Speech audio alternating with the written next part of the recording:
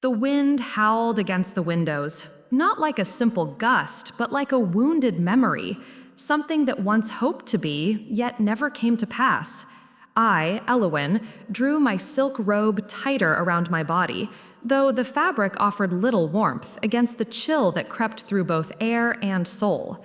The pendulum clock ticked solemnly in the corner, each second falling heavier than the last, an unbearable rhythm of waiting. At my feet, Theron, my faithful German shepherd with eyes like molten amber, lifted his head. He could sense my unrest, as he always did. "It's not fair, is it, darling?" I murmured, my fingers tracing the curve of his ear. He sighed softly in response, a low, aching sound that felt almost human. His presence, warm and steady, was the only living comfort in a house that had forgotten how to breathe. That morning, Alistair had left, his usual suitcase in hand, his usual distant smile in place. "Only 3 days, darling," he had said, straightening his tie before the hallway mirror. He didn't even meet my eyes, just that perfunctory brush of lips on my cheek, cold, practiced, and hollow, an act performed out of habit rather than affection. Those words, 3 days, still echoed inside me like an accusation. 72 hours. 4,320 minutes, a countdown not of time, but of absence. Yet it wasn't loneliness that gnawed at me anymore. It was something far more insidious, a quiet, smoldering ache that no longer asked for love, but for release. I had tried to smother it for months, to pretend it was nothing but fatigue or foolish sentiment, but each time Alistair left, the flame returned, stronger, feeding on silence, on memories, on the hollowness of what we had become. What once felt like home now resembled a mausoleum of old laughter and fading touch. The walls seemed to breathe with the ghosts of our past, whispering what we both refused to say aloud. The house that had once been my refuge now held me captive, a beautiful prison draped in silk and shadows. And as the wind continued its mournful cry against the glass, I realized the truth I had been too afraid to face. I was no longer waiting for Alistair to come home. I was waiting for something to finally awaken within me, something that would break the stillness and remind me that I was still alive. Farron's low growl rippled through the silence, pulling me out of my thoughts. His eyes, deep, amber, and almost painfully human, locked on mine with a mix of devotion and quiet understanding. Sometimes I wondered if he too felt Alistair's absence, if some instinct beyond words allowed him to sense the unease that clung to the walls of this house. The tension, the distance, the hollow echo of love once alive. Perhaps he felt it all, just as I did. I rose from the armchair, the weight of stillness pressing too heavily against my chest. My bare feet brushed against the cool wooden floor as I walked toward the window.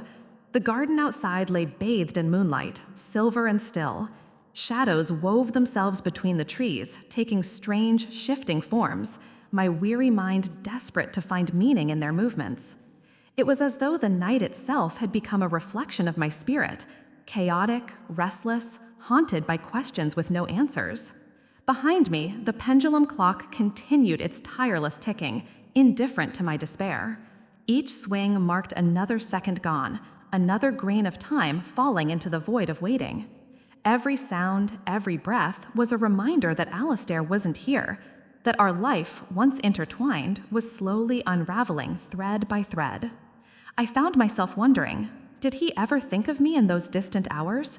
Or had he grown so accustomed to our silence that he no longer noticed its weight? A soft movement broke my reverie. Theron had followed me, his steady presence grounding me in the moment. He rested his head gently in my hand, his warmth seeping into my cold fingers. I ran my palm along his thick fur, feeling a flicker of peace, fragile, fleeting, but real. In his quiet loyalty, there was no pretense, no condition, only presence, something human hearts often forget how to give.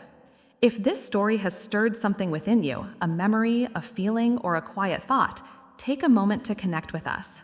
Subscribe so you don't miss the next chapter, where we continue exploring the lives and hidden emotions of those who once seemed ordinary, but lived with extraordinary hearts. And if you felt the weight of this night with me, like this video to help more souls find it. We'll be waiting for you in the next episode, where every story is a mirror and every silence has something to say. Now, let's continue with the story of Elowen, a woman whose world crumbles with each absence of her husband and whose loneliness becomes an abyss of doubts and unanswered questions. What secrets does Alistair hide on his travels? And how far is Elowen willing to go to uncover the truth? Don't miss the next episode to learn more. It hadn't been premeditated, at least that's what I kept telling myself every night when the remorse wouldn't let me sleep. Guilt gnawed at me, but desire was stronger. It had been 6 months ago, a particularly cruel winter night. Alistair was in Frankfurt as always. I had drunk too much red wine, drowning my frustration in each glass until the tears slipped uncontrollably. Theron, loyal as no one else, curled up beside me on the sofa, licking my tears with his warm tongue. I don't know at what moment comfort turned into desire.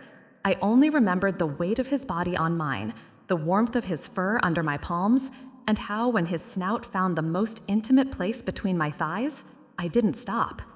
It was an act of desperation, of need, of a longing I couldn't explain. In that moment, Theron became my refuge, my escape from Alistair's loneliness and indifference. My God, I moaned that night, digging my fingers into his muscular back as his tongue took me to ecstasy 1, 2, 3 times in a row. Each caress, each lick was a release of the tension I had been building up for months. It was as if Theron knew exactly what to do, as if he were designed to give me that pleasure I so desperately needed. Afterwards, the horror, the guilt, the scalding showers where I scrubbed my skin until it turned red, as if I could wash away my sin. I looked at myself in the mirror, seeing the reflection of a woman who had crossed a line, and I wondered how I had reached that point. But Alistair's loneliness and indifference were an open wound that wouldn't heal, and Theron was the balm that eased my pain, even only for a moment. But then Alistair returned, ignored me again, and when he left once more, Theron was there waiting. His unwavering loyalty and comforting presence were a beacon in the storm of my life, and I gave in time and again, because it was easier to succumb to pleasure than to face the reality of my empty marriage. Now in the bedroom, I closed the door with a soft click. Theron already knew the ritual. He approached with a steady gait, his nails making a faint sound against the oak planks. His golden eyes looked at me with an intensity that made me shiver. I knew what he wanted, and I was more than willing to give it to him. "Did you miss me?" I murmured, letting my robe slide to the floor. The soft fabric fell to the floor, leaving my body exposed and vulnerable. Theron responded by brushing his wet nose against my bare thigh. A shiver ran through me, a mix of anticipation and desire that made me tremble. I lay down on the bed, and Theron needed no further invitation. His tongue, rough and precise, found my clitoris with a skill that no human lover had ever shown. Each movement was perfect.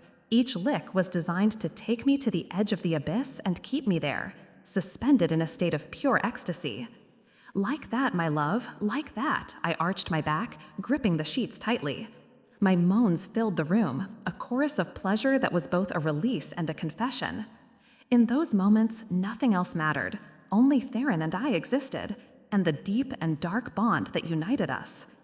But I knew that in the end, I would have to face the consequences.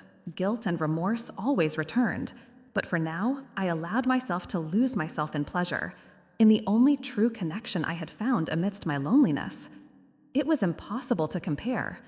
Alistair had always been quick, mechanical, almost indifferent. His encounters were brief, almost impersonal, as if he were fulfilling an obligation rather than enjoying the experience. But with Theron, everything was different. He adored my body. I knew it because every moan, every shiver urged him to redouble his efforts. His tongue, his firm paws against my skin, everything about him was designed to give me pleasure, to make me feel desired and alive. When the orgasm shook me, I bit my own fist to avoid screaming. The pleasure was so intense that I felt as if my body were going to disintegrate. Theron didn't stop. He licked every drop of my pleasure with devotion until my legs trembled too much to continue. It was an experience as primal as it was intense, and in those moments, I felt more connected to life than ever. Isolde, my neighbor, with red hair and a piercing gaze, was the first to suspect. "Eloan, darling, you have a different glow," she told me one afternoon, serving me mint tea on her porch. Her voice was soft, but her eyes scrutinized me with an intensity that made me feel uncomfortable. "Yoga," I lied, avoiding her green eyes. It was a weak excuse, but it was all I had. Isolde was always too intelligent, and she knew she wouldn't settle for such a superficial answer. I discovered it a week later, hidden behind the bushes in my backyard, just as Theron was pushing me against the exterior wall of the house. The afternoon sun was shining down on us, and for a moment I lost myself in pleasure, forgetting where we were. "Oh my God," she shrieked, covering her mouth with her hands. Her face was pale, but her eyes shone with a mixture of shock and fascination.